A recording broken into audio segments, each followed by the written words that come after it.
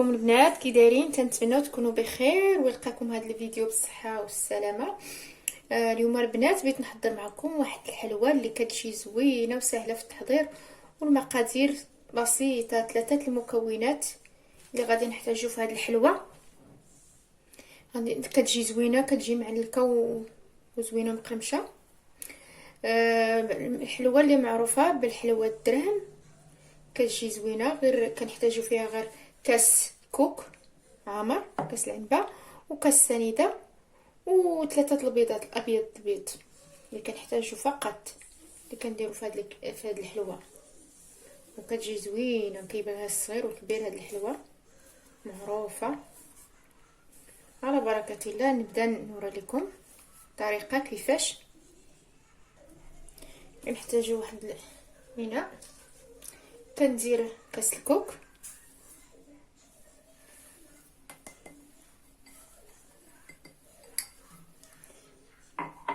كنخلط معاه سنيده، ضروري يجيو مقادين نفس القياس.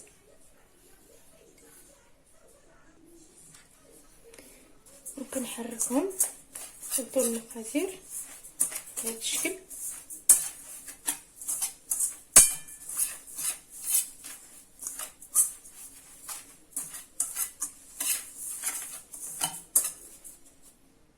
وكندير رشه الملح شويه،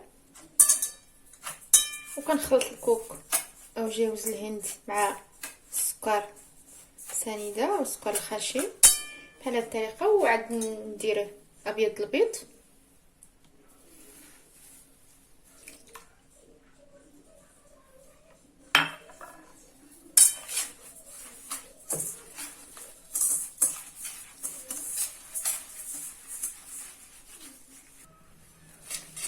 صافي. دابا غادي نديرها فوق واحد الكاسرونه اللي كندير فيه الماء كيطبخ، وكنديرها في هذاك الحمام مريم، وكنحركها بحال هاد الطريقه حتى كتجمع لينا، حتى كيتجمع لينا الخليط.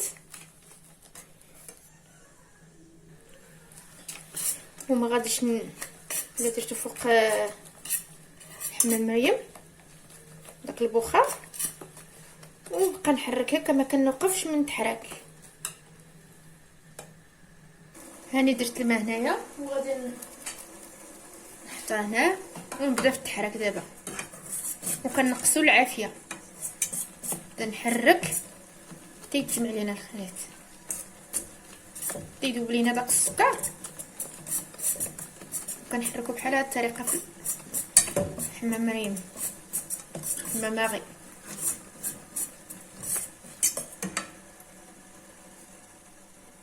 نقص البوطه ونبدا كنحرك بهاد الطريقه حتى نكمل.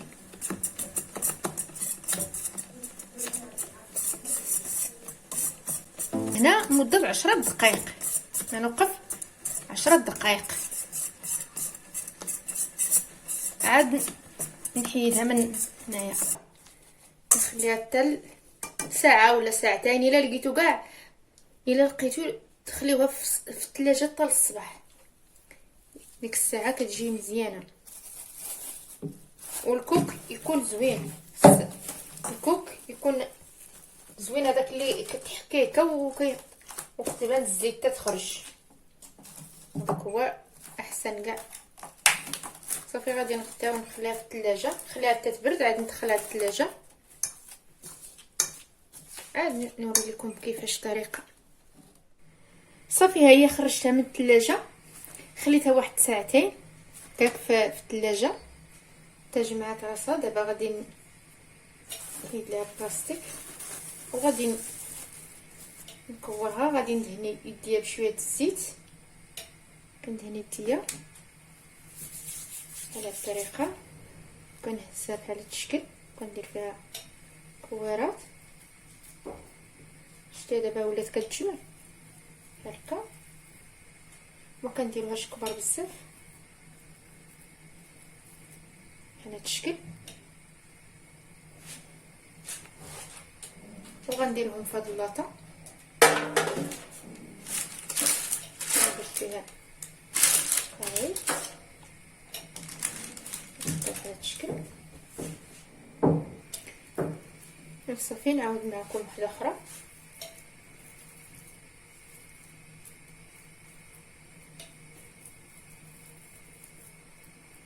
بحال هذا الشكل.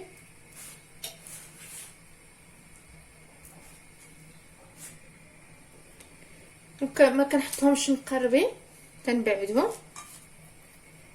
حيت الا سميتو كيتسلحوا مازال.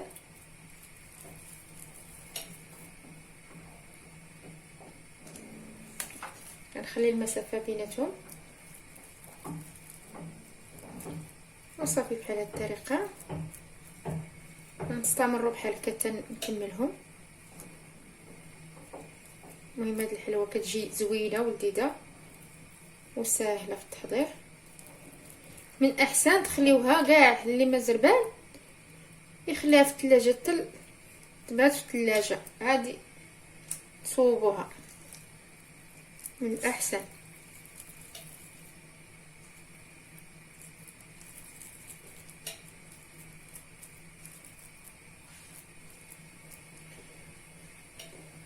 صافي بحال هذا الشكل. حنا غادي نكملهم.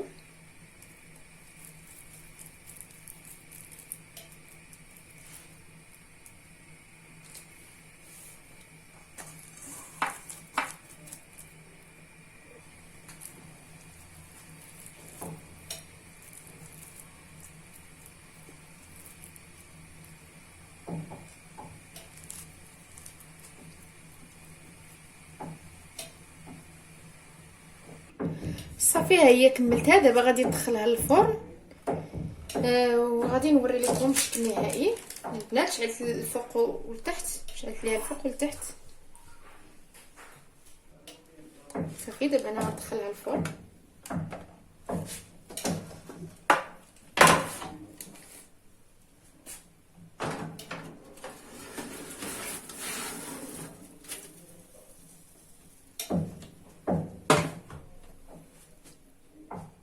ها هي الشكل ديالها البنات، ها الشكل ديالها كتجي زوينه مقرمشه ورطبه وسهله في التحضير. كنتمنى تعجبكم.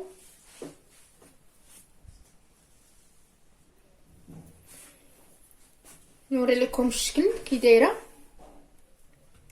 هي مقرمشه ورطبه في الداخل. شتي كي كتجي